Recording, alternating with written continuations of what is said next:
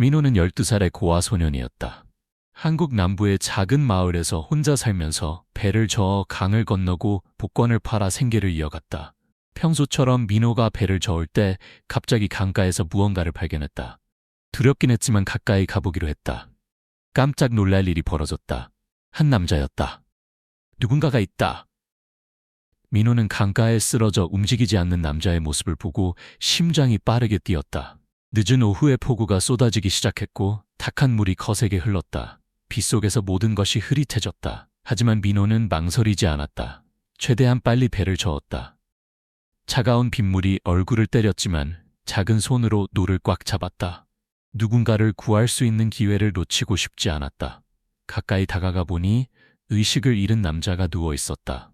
옷은 흠뻑 젖어 있었고 얼굴은 창백했다. 민호는 물속으로 뛰어들었다. 작은 발이 진흙 속에 깊이 빠졌다. 작은 손으로 무거운 남자를 들어올리려 했다. 아저씨, 죽지 마세요. 민호는 남자를 어둠에서 깨우려는 듯 속삭였다. 비록 민호의 작은 몸은 충분히 강하지 않았지만 그의 마음은 훨씬 컸다. 텔레비전에서 본 것을 기억해냈다. 심폐소생술, 인공호흡, 무엇을 해야 할지. 뭐라도 해야 해 스스로에게 말했다. 작은 두 손으로 남자의 가슴을 힘껏 눌렀다. 물이 남자의 입에서 흘러나왔지만 숨을 쉬는 기색은 없었다. 민호는 이를 악물고 계속해서 반복했다. 하나, 둘, 셋.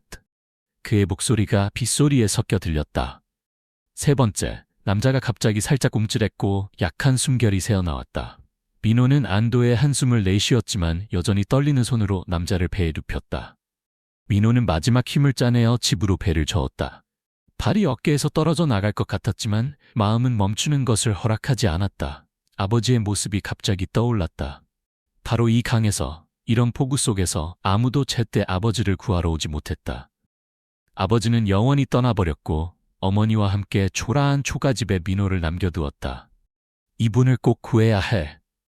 이 생각이 불꽃처럼 두려움과 피로를 몰아냈다. 희미한 등잔불빛 아래 작은 강가의 집이 보였다. 민호는 남자를 나무 침대로 끌어올렸다. 차가운 손이 아팠지만 서둘러 부엌에서 불을 피웠다. 쌀죽이 보글보글 끓고 있었다. 그날 저녁 민호가 먹을 수 있는 유일한 식사였다. 조심스럽게 남자에게 이불을 덮어주고 따뜻한 물에 수건을 적셔 얼굴에 흙을 닦아냈다. 등불 아래서 남자의 얼굴이 더 선명해졌다. 나이 들었지만 어딘가 낯익은 모습이었다. 민호는 설명할 수 없는 익숙함을 느꼈다. 모든 것을 정리하고 나서 민호는 남자 옆에 앉아 그의 약한 숨소리를 지켜보았다. 어머니가 생각났다. 어머니는 항상 인간의 가장 귀중한 재산은 다른 사람에게 줄 수 있는 따뜻한 마음이라고 가르쳤다. 네가 가진 게 없더라도 누군가를 도울 수 있다면 그렇게 하렴. 어머니의 그 말씀이 지금 민호의 마음속에서 울리며 힘을 주었다. 쌀죽의 온기를 확인하고 한 숟가락을 떠서 조심스럽게 남자의 마른 입술로 가져갔다. 죽이 흘러내렸지만 남자는 눈을 뜨지 않았다. 포기하지 않고 민호는 젖은 머리카락에서 빗물을 닦아내며 계속 시도했다. 이 사람이 누구인지 알지 못했지만 가슴속에서 이상한 동정심이 피어올랐다. 새벽녘 강혜원은 천천히 몸을 움직였다. 그의 눈이 천천히 떠졌다. 등잔불이 그의 지친 얼굴을 비추었다. 그는 작은 집안을 둘러보았고 마른 입술을 움직여 말했다. 고맙습니다. 민호는 벌떡 일어나 안도의 미소를 지었다. 깨어나셨네요. 배고프세요? 죽이 있어요. 하지만 강혜원은 죽을 받아들이지 않았다. 그의 눈빛은 마치 멀리 있는 빈 벽을 응시하는 듯했고 무력감으로 가득했다. 어떻게 되셨어요? 어디 아프세요? 민호는 걱정스럽게 물었다. 하지만 그는 대답하지 않았다. 민호는 조용히 물러났다. 옆에 앉아 그저 지켜보기만 할 뿐 마음속은 의문으로 가득했다. 이분은 누구일까? 왜 이런 폭우 속에 이곳까지 떠밀려 왔을까? 민호는 궁금했지만 감히 묻지 못했다. 작은 방은 이상하리만치 조용해졌다. 밖에서는 여전히 빗소리만 들렸다. 새벽빛이 문틈으로 스며들어 강혜원의 얼굴을 더 선명하게 비추었다. 그의 얼굴에는 단순한 피로가 아닌 깊은 비밀을 간직한 듯한 무게가 있었다. 마당에서 발자국 소리가 들렸고 익숙한 목소리가 민호를 생각에서 끌어냈다. 민호야, 할머니가 시골 과자 좀 가져왔다. 박순자 할머니가 작은 책으로 문간에 나타났다. 손에는 보자기로 쌓인 바구니를 들고 있었고 갓 찐 송편 냄새가 풍겼다. 민호는 반갑게 맞이하러 달려갔다. 눈이 반짝였다. 박할머니, 할머니도 들어오세요. 이분은 제가 어제 구한 분이에요. 강가에서 쓰러져 계셨어요. 박할머니는 바구니를 내려놓으며 부드러운 눈길로 강혜원을 바라보았다. 하지만 호기심을 숨길 수는 없었다. 괜찮으세요? 여기 아이들이 어리긴 해도 정이 많아요. 남을 잘 도와주지요. 강혜원은 가벼운 미소와 함께 고개를 끄덕여 감사를 표했다. 말을 많이 하고 싶어 하지 않는 것 같았다. 박할머니는 의자를 당겨 앉으며 마을의 친숙한 이야기들을 들려주기 시작했다. 우리 마을은 가난해도 인정이 넘쳐요. 옛날 공장이 있을 때는 다들 안정된 일자리가 있었지. 공장이 문을 닫은 후로 많은 가정이 어려움을 겪었어요. 민호 부모님도 우리 마을 사람이었죠. 참 착하신 분들이었는데. 민호는 조용히 고개를 숙였다. 자신의 이야기로 다른 사람들을 슬프게 하고 싶지 않았다. 하지만 박할머니의 말씀은 집안의 분위기를 더욱 무겁게 만들었다. 강혜원은 민호를 보며 눈빛에 안타까움이 스쳐 지나갔지만 여전히 아무 말도 하지 않았다. 박할머니는 강혜원을 더 자세히 살펴보았다. 그녀의 얼굴에 미묘한 당혹감이 스쳤다. 낯이 많이 익으신데?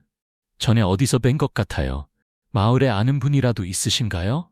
강혜원은 살짝 웃으며 고개를 저었다. 저는 그저 길을 잃은 사람일 뿐입니다. 민호 덕분에 살았네요. 그의 대답은 너무 간단해서 박할머니의 궁금증을 해소시키지 못했지만 더 이상 묻지는 않았다. 민호는 주변의 긴장된 분위기를 감지하고 있었다.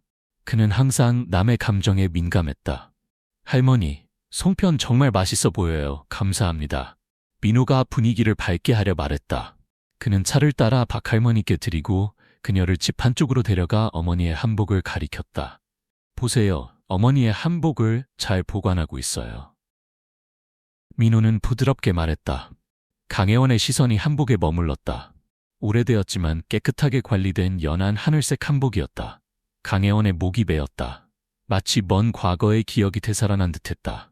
강혜원은 일어나 그쪽으로 걸어갔다. 다리가 휘청거렸지만 그의 눈은 여전히 한복에 고정되어 있었다. 그의 손이 떨리며 올라갔지만 한복에 닿기 직전에 멈췄다. 민호는 지켜보다가 말했다. 어머니의 한복이에요. 어머니가 돌아가셨지만 어머니를 기억하기 위해 보관하고 있어요. 설날마다 입으시곤 했죠. 강혜원은 굳어버렸다. 손을 뒤로 빼고 얼굴을 돌렸다. 뭔가를 숨기려 애쓰는 것 같았지만 민호는 그의 눈빛이 달라진 것을 알아챘다. 어떠세요? 괜찮으신가요? 민호가 걱정스럽게 물었다. 강혜원은 고개를 저었다. 약하게 대답했다. 괜찮다. 날 구해줘서 고맙구나. 박할머니는 송편 바구니를 내려놓고 부드러운 눈빛으로 강혜원을 바라보았다. 하지만 그녀의 시선에는 궁금증이 가득했다. 여기 있으면 편하실 거예요. 그녀의 말에는 따뜻함이 묻어났지만 의심스러운 기색도 숨기지 못했다. 밤이 깊어가고 있었다. 문을 두드리는 소리가 갑자기 들렸다. 민호는 잠에서 깨어 심장이 빠르게 뛰었다. 어둠 속에서 희미한 등잔불 빛만이 작은 집안을 비추고 있었다. 조심스럽게 문으로 다가갔다. 누구세요? 민호가 떨리는 목소리로 물었다. 나다, 최팔이다. 거친 목소리가 들려왔다. 민호는 그 목소리에서 위협적인 느낌을 받았다. 살짝 문을 열자 최팔의 험상궂은 얼굴이 보였다. 낡은 재킷을 입은 그의 큰 체구가 문 앞을 가득 채웠다. 문 열어. 최팔이 명령조로 말했다. 그의 목소리는 거부할 수 없는 힘이 있었다. 민호는 문을 열었고 가슴이 답답해졌다. 최팔은 들어와서 재빨리 방 안을 훑어보더니 구석에서 자고 있는 강혜원을 발견했다. 네가 한 사람을 구했다고 들었는데 그가 바로 이 사람이냐? 최팔이 강혜원을 가리키며 의심스러운 말투로 물었다. 민호는 고개를 저었다. 두려움을 감추려 애쓰며 말했다. 그분은 아무 잘못도 없어요. 그저 사고를 당한 분일 뿐이에요, 삼촌.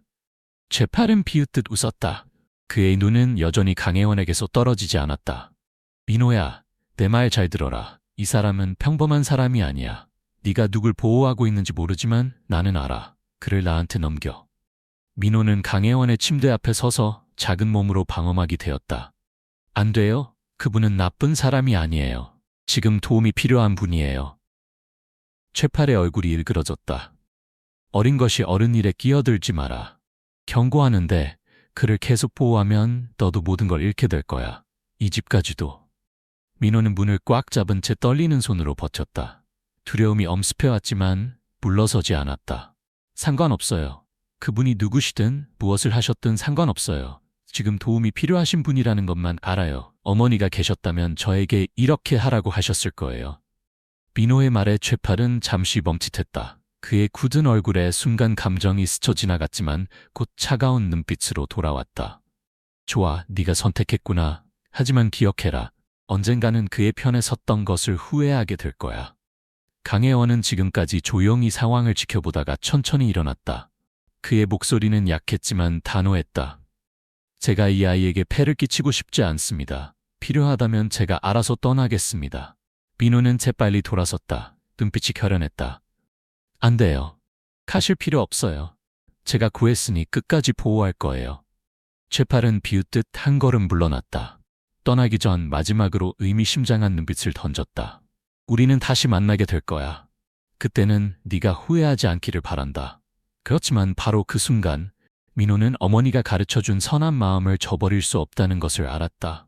등잔불 속에서 작은 부엌의 온기가 더욱 따뜻하게 느껴졌다. 민호는 문을 닫고 난 뒤 강혜원을 바라보았다. 마음속에는 수많은 의문이 가득했다. 강혜원도 민호를 마주 보았다. 그의 눈에는 깊은 슬픔이 서려 있었다. 당신은 누구신가요? 민호가 마침내 입을 열었다. 왜 최팔 삼촌이 당신을 찾는 거예요? 무슨 일을 하신 거예요? 강혜원은 오랫동안 침묵했다. 마치 적절한 대답을 찾으려는 듯 했지만 결국 고개를 숙이며 민호의 시선을 피했다. 미안하다. 말할 수가 없구나. 이 말은 민호를 더욱 혼란스럽게 했지만 더 이상 묻지는 않았다. 때로는 어른들에게 말하고 싶지 않은 일이 있다는 것을 알고 있었기 때문이다. 혼자 사나? 강혜원이 갑자기 물었다. 민호는 고개를 끄덕이며 밝은 미소를 지었다. 네, 여기서 살아요. 배도 졌고 복권도 팔면서 하루하루를 살아가요. 마을 곳곳을 다니면서 시장에서 나루터까지요. 힘들긴 하지만 잘 살고 있어요. 어머니께서 말씀하셨거든요. 착한 마음이 있으면 모든 것을 이겨낼 수 있다고. 강혜원은 망설이며 물었다. 외롭지 않니? 그럼요. 민호는 솔직하게 대답했다. 하지만 두려워만 있으면 아무것도 할 수 없잖아요. 학교에 다시 다닐 수 있었으면 좋겠어요. 어머니께서 공부를 해야 삶이 바뀔 수 있다고 하셨거든요. 민호의 눈은 꿈을 이야기할 때마다 반짝였다. 마치 주변의 어려움은 그의 발걸음을 멈출 수 없는 것처럼 보였다. 강혜원은 그를 바라보며 가슴이 아파왔다. 부모를 잃고 가난 속에서도 여전히 선한 마음과 미래에 대한 믿음을 지키고 있는 이 아이. 반면 자신은 어른이면서도 부와 권력이 있으면서도 과거의 실수와 고통 속에 묻혀 있었다. 민호가 일어나 아침 식사를 준비하는 동안 강혜원은 벽에 걸린 한복을 바라보았다. 강혜원은 떨리는 목소리로 중얼거렸다. 어떻게 그 잘못을 용서받을 수 있을까? 밖에서 발자국 소리가 들렸고 민호의 생각을 깨우는 목소리가 들려왔다. 민호야. 박할머니가 작은 체구로 나타나 손에는 음식이 든 바구니를 들고 계셨다. 따뜻한 시골 음식 냄새가 퍼져나왔다. 민호는 반갑게 뛰어나가 맞이했다. 눈이 반짝였다. 박할머니, 들어오세요. 제가 차 한잔 대접할게요. 박할머니는 조용히 강혜원을 바라보며 눈빛에 슬픔이 어렸다. 민호야, 잠깐 할머니랑 이야기 좀 하자꾸나. 민호는 박할머니와 함께 집 밖으로 나왔다. 아침 햇살이 강가에 반짝이고 있었다. 박할머니는 민호의 손을 잡았다. 할머니가 알기로는 그분이 평범한 분이 아닌 것 같구나. 최파리가 찾아왔다면서? 민호는 고개를 끄덕였다. 네, 어젯밤에요. 하지만 할머니, 전 그분을 내쫓을 수 없어요. 제가 구했잖아요. 박할머니는 깊은 한숨을 내쉬었다. 할머니도 네 마음을 알아. 하지만 조심해야 해. 이 마을에는 오래된 상처가 있단다. 민호는 궁금증에 가득 찬 눈으로 할머니를 바라보았다. 어떤 상처요? 공장이 문을 닫은 후로 많은 사람들의 삶이 무너졌지. 내 부모님도. 박할머니의 목소리가 떨렸다. 그때 강혜원이 천천히 걸어 나왔다. 그의 얼굴은 창백했고 결심한 듯한 표정이었다. 더 이상 숨길 수가 없습니다. 강혜원이 입을 열었다. 제가 그 공장의 경영자였습니다. 민호는 그 자리에서 얼어붙었다. 귀를 의심하며 강혜원을 바라보았다. 무슨 말씀이세요? 3년 전 공장 폐쇄를 결정한 사람이 바로 나입니다. 강혜원의 목소리는 무거웠다. 주주들의 압박으로 어쩔 수 없는 결정이었지만 그것은 변명에 불과합니다. 민호의 눈에서 눈물이 흘러내렸다. 그럼 우리 부모님이 직장을 잃으신 것도 말을 잊지 못했다. 박할머니는 민호의 어깨를 감싸 안았다. 강혜원은 민호에게 다가가려 했지만 민호는 한 걸음 물러섰다. 알고 계셨나요? 우리 부모님이 얼마나 힘들어 하셨는지. 직장을 잃고 모든 것을 잃고 결국엔 목숨까지. 민호의 목소리가 흔들렸다. 강혜원의 말에 민호는 아무 대답도 하지 못한 채 그 자리를 뛰쳐나갔다. 강가로 달려간 민호는 거세게 흐르는 물을 바라보며 주저앉았다. 심장이 터질 것만 같았다. 구름 낀 하늘 아래 탁한 물결이 흐르고 있었다. 바로 이곳에서 민호는 강혜원을 구했다. 이곳에서 그를 신뢰했고 그가 나쁜 사람이 아니라고 믿었다. 하지만 이제 그는 자신의 가족을 파괴한 장본인이었다. 민호는 어머니를 떠올렸다. 항상 따뜻한 미소를 지으시던 어머니, 삶이 힘들어도 인정을 잃지 말라고 가르치시던 어머니.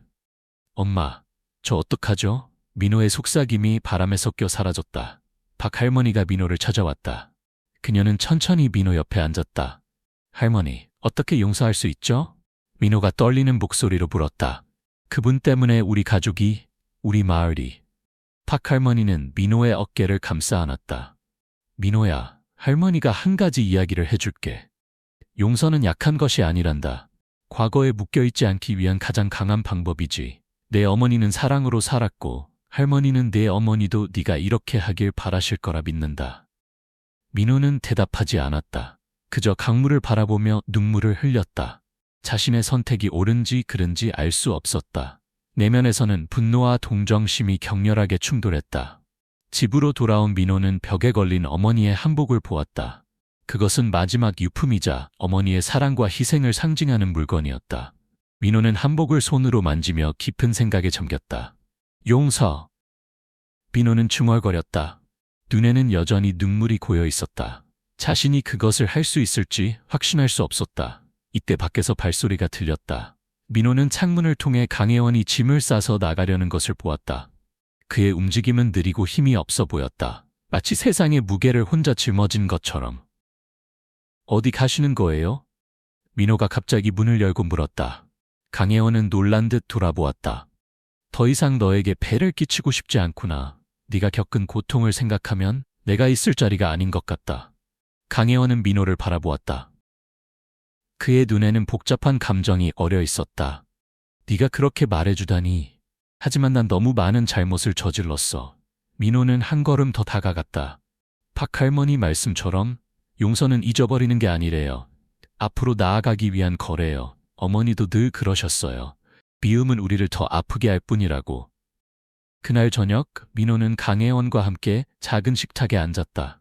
촛불이 희미하게 타오르는 가운데 오랜만에 따뜻한 대화가 시작되었다. 마지막 설날에 대해 말씀드려도 될까요? 민호가 조용히 입을 열었다. 강혜원은 나무 의자에 앉아 민호를 바라보며 그의 이야기를 기다렸다. 민호는 깊은 숨을 들이쉬었다. 눈에는 그리움의 빛이 어렸다. 그날 아침부터 어머니는 바쁘셨어요. 떡국 만드실 재료를 준비하시고 어머니는 우리가 아무리 가난해도 설날만큼은 제대로 보내야 한다고 하셨죠. 민호는 잠시 멈추었다. 그의 눈은 멀리 있는 것처럼 보였다. 어머니가 정성스럽게 대나무 잎을 닦고 떡을 큰 솥에 가지런히 놓던 모습이 떠올랐다. 어머니는 웃고 계셨지만 전 어머니 눈에 슬픔이 있다는 걸 알았어요. 그때 아버지는 공장에서 실직하신 후였고 부모님은 다음 해가 어떻게 될지 걱정하고 계셨거든요. 하지만 어머니는 30 가족이 함께 행복해야 하는 시간이라고 하셨어요. 강혜원은 침묵 속에서 듣고만 있었다. 그의 손이 무릎 위에서 꽉 쥐어졌다. 마치 어떤 감정을 억누르려는 듯했다. 아버지는 어머니의 한복을 다리고 계셨어요. 어머니는 그 한복을 설날 저녁에만 입으셨거든요. 이 한복이 내 행운이라고 하시면서요. 민호의 목소리가 흔들렸다. 하지만 그게 마지막 설날이었어요. 몇 달 후 어머니가 사고를 당하시고 말을 잇지 못했다. 방 안이 무거운 침묵에 잠겼다. 부엌에서 들리는 불씨의 타닥거리는 소리만이 그 정적을 깨트렸다. 강혜원의 얼굴은 창백해져 있었다. 알고 계셨나요? 공장이 문을 닫은 후 우리 부모님이 얼마나 힘들어하셨는지 민호는 마침내 용기를 내어 물었다. 강혜원은 떨리는 목소리로 대답했다. 그 당시 나는 주주들의 압박을 받고 있었다. 회사가 어려워지면서 공장 폐쇄가 불가피했지만 그는 잠시 말을 멈추었다. 하지만 그건 변명에 불과해. 내가 더 노력했어야 했는데, 더 많은 방법을 찾아봤어야 했는데. 왜 말씀해 주시는 거예요? 지금? 민호가 물었다. 더 이상 이 진실을 가슴에 묻어둘 수가 없어서야. 강혜원의 목소리가 떨렸다. 내게도 이 마을의 모든 사람들에게도 사과의 말을 전해야 해. 비록 그것만으로는 부족하겠지만 밖에서 비가 내리기 시작했다. 창문을 두드리는 빗소리가 둘의 대화에 슬픈 배경음악이 되어주었다. 민호는 벽에 걸린 어머니의 한복을 바라보았다. 공장에 대해 아시나요? 민호의 갑작스러운 질문에 강혜원은 굳어버렸다. 그의 몸이 경직되었고 눈빛은 다른 곳으로 향했다. 입술을 꽉 다문 채 마치 모든 말을 삼키려는 듯했다. 민호도 더 이상 재촉하지 않았다.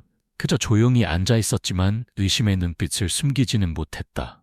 부엌의 작은 불빛만이 이상한 침묵 속에서 깜박거렸다. 오직 불꽃이 강혜원의 얼굴에 들이운 주름을 비추며 그가 감추려 하는 너무나 큰 비밀의 무게를 드러내고 있었다. 한밤중 대문을 두드리는 소리가 고요한 어둠을 깨뜨렸다. 민호는 잠에서 깨어 심장이 빠르게 뛰었다. 희미한 등잔불 아래에서 모든 것이 어스름했다.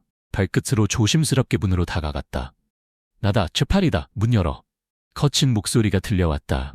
민호의 심장이 더 빠르게 뛰기 시작했다. 이번에는 최팔의 목소리가 더 위협적으로 들렸다.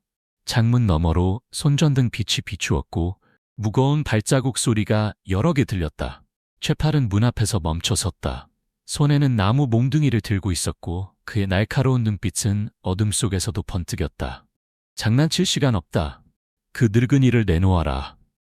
민호는 문 앞에 서서 다리는 떨렸지만 눈빛만큼은 물러서지 않았다. 그분은 잘못한 거 없어요. 당신들이 이러시면 안 돼요. 최팔이 비웃듯 크게 웃었다. 그의 부하들도 따라 웃었다. 네가 누굴 보호하는지나 알고 있니? 그는 네가 생각하는 것처럼 좋은 사람이 아니야. 바보 같은 짓 그만하고 비켜서라. 민호는 여전히 자리를 지켰다. 문을 꽉 잡은 작은 손이 떨리고 있었다. 이건 제 집이에요. 당신들이 이렇게 함부로 할 수 없어요. 민호의 당돌한 말에 이웃들이 하나둘 모여들기 시작했다. 하지만 모두 최팔과 그의 부하들을 두려워해 멀리서 지켜볼 뿐이었다. 집 안에서 강혜원이 일어났다. 그의 발걸음은 아직 약했지만 눈빛은 단단했다. 문으로 다가왔지만 민호가 재빨리 돌아서서 막아섰다. 안 돼요. 나가시면 안 돼요. 그들이 해칠 거예요. 강혜원은 민호의 어깨에 손을 얹었다. 그의 목소리는 조용하지만 결연했다. 민호야, 난 더 이상 너에게 위험을 끼칠 수 없어. 이건 내 책임이야. 안 돼요. 민호가 크게 외쳤다. 전 모르겠어요. 당신이 누구시고 무슨 일을 하셨는지. 하지만 전 당신을 구했고 끝까지 지킬 거예요. 그 말에 최팔의 얼굴이 일그러졌다. 더 이상 참을 수 없다. 들어가. 그가 부하들에게 신호를 보냈다. 그만. 강혜원의 목소리가 밤 공기를 가르며 울렸다. 모든 사람이 멈춰섰다. 강혜원이 앞으로 나섰다. 여전히 허약해 보였지만 그의 눈빛은 위험이 있었다. 내가 바로 당신들이 찾는 사람이요. 하지만 이 아이를 해치려면 먼저 나를 넘어서야 할 것이요. 공기가 얼어붙은 듯했다. 최팔의 눈빛조차 잠시 흔들렸다.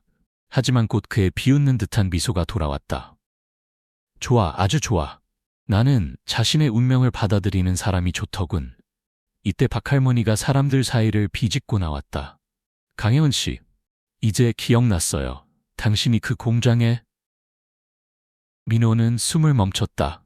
마을 사람들 사이에서 웅성거림이 일었다. 강혜원은 고개를 끄덕였다. 네, 제가 그 공장을 문 닫게 한 사람입니다. 주주들의 압박이 있었지만 그건 변명에 불과합니다. 제가 더 노력했어야 했고 더 많은 방법을 찾아봤어야 했습니다. 그는 잠시 숨을 고르고 계속했다. 하지만 제가 도망치지 않고 여기 서 있는 이유는 이 아이 때문입니다. 민호는 저에게 진정한 용기가 무엇인지 가르쳐 주었습니다. 실수를 인정하고 그것을 바로잡으려 노력하는 것, 그것이 진정한 용기라는 것을. 최팔이 비웃었다. 감동적인 연설이군. 하지만 그런 말로 과거가 바뀌진 않아. 맞습니다. 강혜원이 단호하게 말했다. 과거는 바꿀 수 없습니다. 하지만 미래는 바꿀 수 있습니다. 제가 이 마을을 위해 무엇을 할 수 있는지 보여드리겠습니다. 그때였다. 마을 어르신 한 분이 앞으로 나섰다. 최파라, 이제 그만해라. 강혜원 씨가 잘못을 인정하고 바로잡으려 하는데 우리가 더 이상 무엇을 바라겠나? 점차 더 많은 마을 사람들이 동의하기 시작했다. 최팔은 주위를 둘러보았다. 더 이상 그의 위협이 통하지 않는다는 것을 깨달았다. 최팔과 그의 부하들이 떠난 후 마당은 다시 고요해졌다. 강혜원은 민호를 바라보았다. 그의 눈에는 감사와 결심이 동시에 담겨 있었다. 민호야, 그가 부드럽게 말을 꺼냈다. 나와 함께 가지 않겠니? 민호는 놀라서 강혜원을 쳐다보았다. 무슨 말씀이세요? 이런 어려운 환경에서 계속 살길 바라지 않아. 너는 이미 너무 많은 것을 잃었다. 내가 너를 돌보고 싶구나. 네게 더 나은 삶을 줄 수 있어. 그것이 내가 잘못을 조금이나마 보상할 수 있는 유일한 방법일 것 같아. 민호는 말을 잃었다. 주변을 둘러보았다. 이 작은 집, 강가, 어머니의 한복. 이곳은 그의 모든 추억이 담긴 곳이었다. 하지만 이곳이 제 집인걸요. 여기엔 박할머니도 계시고 부모님과의 추억도 있고. 알아. 강혜원이 말을 끊었다. 하지만 민호야, 너는 미래가 필요해. 여기 계속 있다간 너의 재능과 꿈을 펼칠 기회를 영영 잃을지도 몰라. 밤이 짚어갔다. 민호는 작은 탁자 앞에 앉아 있었다. 등잔불이 깜빡이며 그림자를 만들어냈다.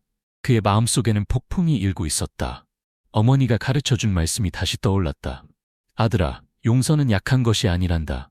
앞으로 나아가는 방법이지. 민호는 깊은 한숨을 쉬었다. 어머니의 한복을 바라보았다. 그것은 단순한 옷이 아닌 어머니의 사랑과 희생을 상징하는 마지막 유품이었다. 다음 날 아침, 민호와 강혜원은 작은 집 앞에 서 있었다. 박할머니가 배웅을 나왔다. 그녀의 눈가에는 눈물이 맺혀 있었다. 민호야, 할머니는 네가 떠나는 게 싫지만 때론 성장하기 위해서는 익숙한 곳을 떠나야 할 때도 있는 법이란다. 차가 멈춰섰다. 민호는 조용히 차에서 내렸다. 그의 앞에는 거대한 저택이 있었다. 검은 철문과 울창한 나무들이 진입로를 따라 줄지어 서 있었다. 민호는 이런 곳을 상상조차 해본 적이 없었다. 순백의 벽, 커다란 창문들과 하늘하늘한 레이스 커튼, 화려한 꽃으로 가득한 정원. 모든 것이 민호에겐 낯설었다. 강혜원은 미소를 지으며 민호의 어깨에 손을 얹었다. 여기가 이제 내 집이란다. 내 집이자 내 집이지. 민호는 고개를 끄덕일 뿐이었다. 마음은 여전히 복잡했다. 안으로 들어서자 민호는 더욱 놀랐다. 높은 천장에는 크리스탈 샹들리에가 반짝였고 벽에는 멋진 유화들이 걸려 있었다. 대리석 바닥은 그의 발자국을 비출 만큼 반들반들했다. 모든 것이 완벽했지만 민호는 여기서 이질감을 느꼈다. 강가의 작은 집, 장작불이 타오르는 부엌, 창밖의 장독대. 그 모든 것들이 여전히 선명하게 떠올랐다. 어떠니? 강혜원이 물었다. 그의 목소리는 평소보다 더 부드러웠다. 낯설어요. 민호가 솔직하게 대답했다. 이런 곳에서 살 수 있을지 모르겠어요. 강혜원은 민호를 집안 곳곳으로 안내했다. 서재와 그 높은 책장들, 넓은 식당과 반들반들한 나무 식탁, 그리고 민호를 위해 특별히 준비한 작은 방까지. 민호의 방은 단순하면서도 아늑했다. 나무 침대, 작은 책장, 그리고 정원이 내다보이는 창문이 있었다. 내가 편안하게 느낄 수 있기를 바란다. 강혜원이 말했다. 집안의 가정부들이 차례로 민호에게 인사를 했다. 모두 친절하고 따뜻했다. 특히 이씨 아주머니는 민호에게 시원한 오렌지 주스를 가져다주며 다정하게 웃었다. 여기를 내 집처럼 생각하렴. 너무 긴장하지 말고. 다음 날 아침, 민호와 강혜원은 함께 아침 식사를 했다. 식탁 위에는 정성스럽게 차려진 음식들이 가득했다. 강혜원은 민호에게 자신의 가족 이야기를 들려주기 시작했다. 내겐 아내가 있었단다. 그녀는 매우 착하고 현명한 사람이었어. 하지만 일찍 세상을 떠났지. 그의 목소리가 깊어졌다. 그리고 아들이 하나 있었어. 해남이. 강혜원의 눈이 멀리 있는 추억 속으로 빠져들었다. 해남이는 너와 많이 닮았어. 강인했고 정직했지. 하지만 18살에 교통사고로 잃고 말았지. 그 후로 이 집에서 더 이상 행복을 느낄 수 없었어. 민호는 조용히 앉아 강혜원의 말을 듣고 있었다. 그의 깊은 슬픔이 전해져 왔다. 강혜원이 민호에게 사진 한 장을 건넸다. 해남의 사진이었다. 민호는 깜짝 놀랐다.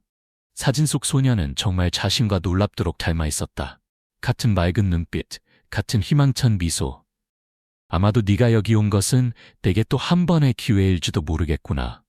강혜원이 말했다. 내가 저지른 실수를 바로잡을 수 있는 기회 말이야. 민호는 사진을 들고 있는 손이 무거워졌다. 자신의 마음도 무거워졌다. 강혜원이 이어서 말했다. 이 사무실을 보여주고 싶구나. 그가 민호를 넓은 서재로 안내했다. 그곳의 벽에는 수많은 그림들이 걸려 있었다.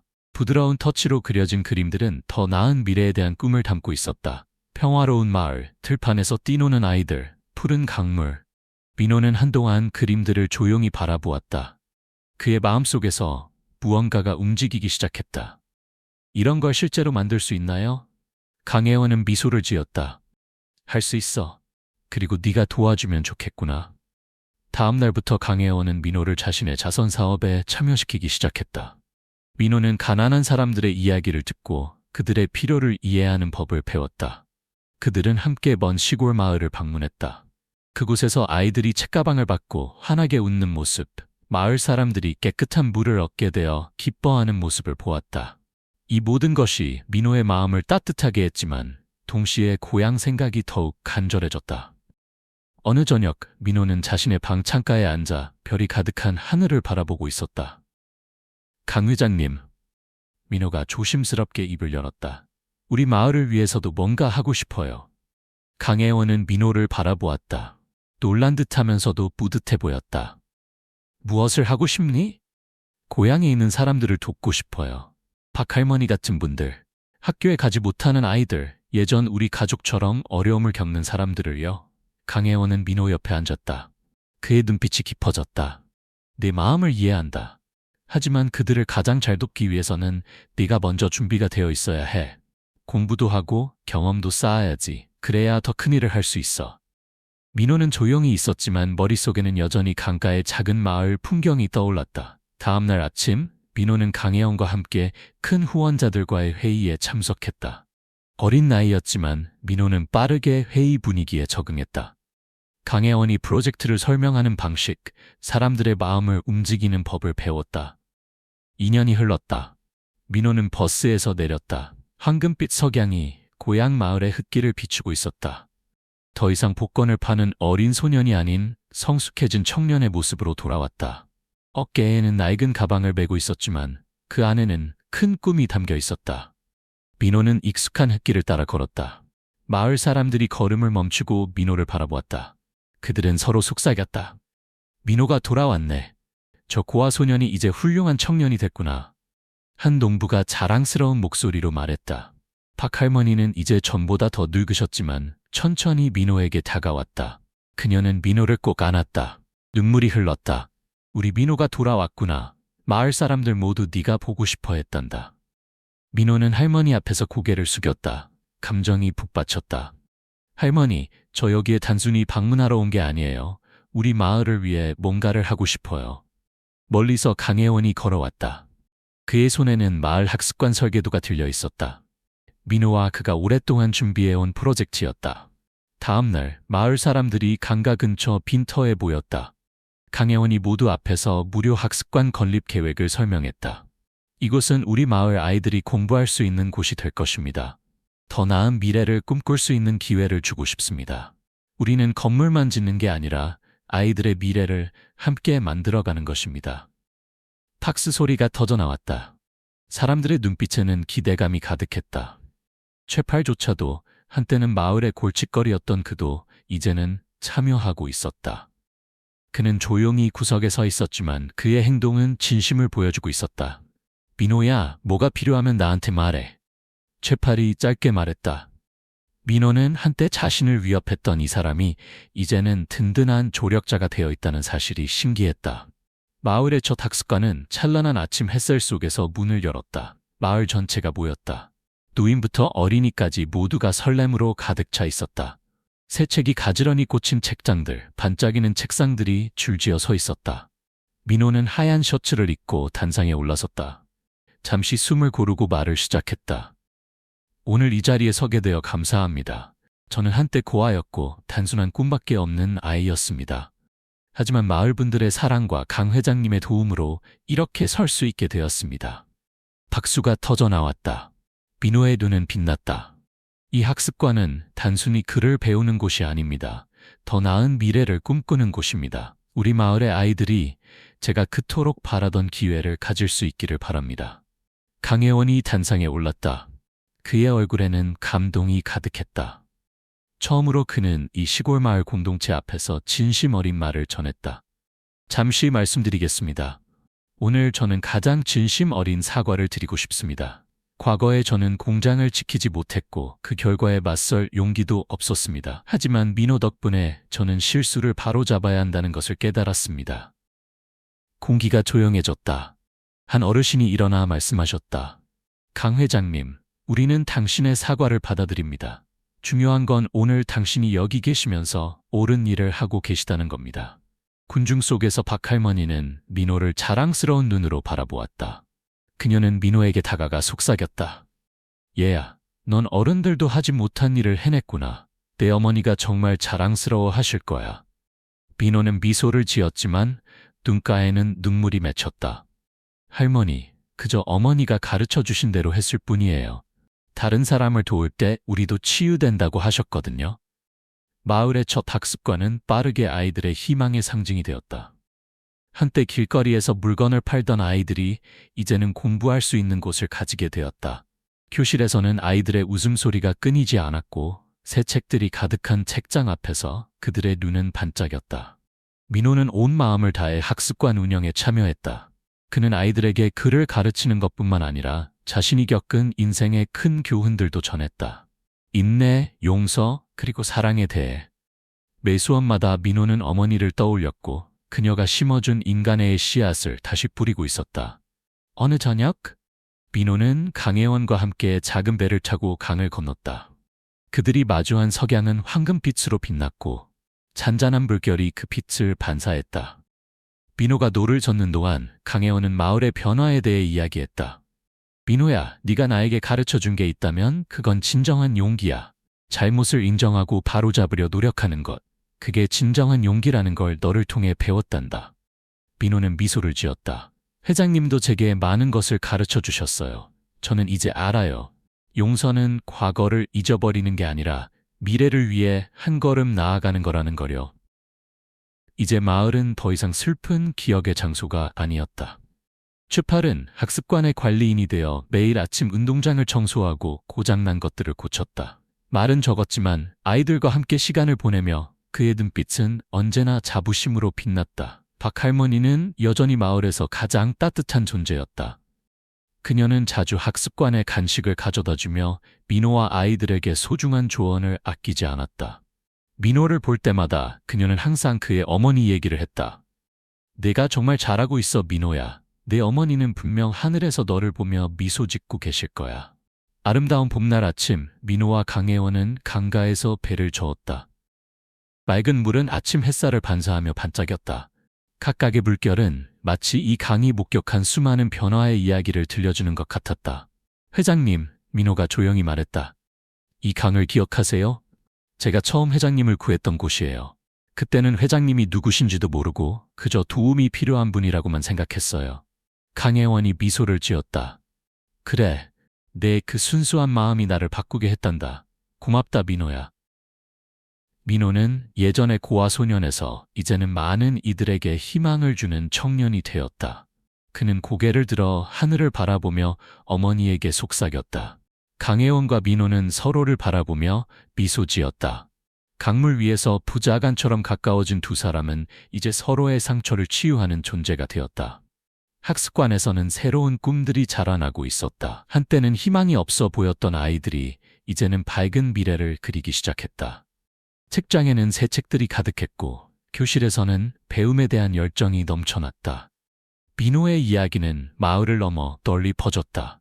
용서와 사랑의 힘으로 한 마을이 어떻게 변화할 수 있는지 보여주는 산 증거가 되었다. 이제 마을은 더 이상 슬픔의 장소가 아니었다. 학습관은 단순한 건물이 아닌 모두의 꿈과 희망이 자라나는 곳이 되었다. 최팔은 이제 아이들의 든든한 보호자가 되었고 박할머니는 여전히 마을의 따뜻한 어머니 같은 존재였다. 민호와 강혜원의 이야기는 단순한 용서의 여정이 아니었다. 그것은 인간의 선함과 끈기, 그리고 역경을 이겨내는 정신에 대한 깊은 교훈이었다. 고아소년 민호는 우리에게 가르쳐 주었다. 어떤 환경에서도 선한 마음과 타인에 대한 사랑이 기적을 만들 수 있다는 것을. 인생은 때로 실수와 상실로 가득하지만 우리가 그것들을 마주하고 극복하는 방식이 진정한 가치를 만든다. 민호가 배운 것처럼 용서는 단순히 잊어버리는 것이 아니라 새로운 문을 여는 열쇠이다. 당신은 어떻습니까? 용서의 힘에 대해 어떻게 생각하시나요? 살면서 누군가를 용서하기 어려웠던 순간이 있었나요? 아래 댓글로 여러분의 생각을 들려주세요. 이런 감동적이고 의미 있는 이야기가 좋으시다면 구독과 좋아요 부탁드립니다. 더 많은 가치 있는 이야기로 찾아뵙겠습니다. 여러분과 함께 해주셔서 감사합니다. 다음 감동적인 이야기로 다시 만나요.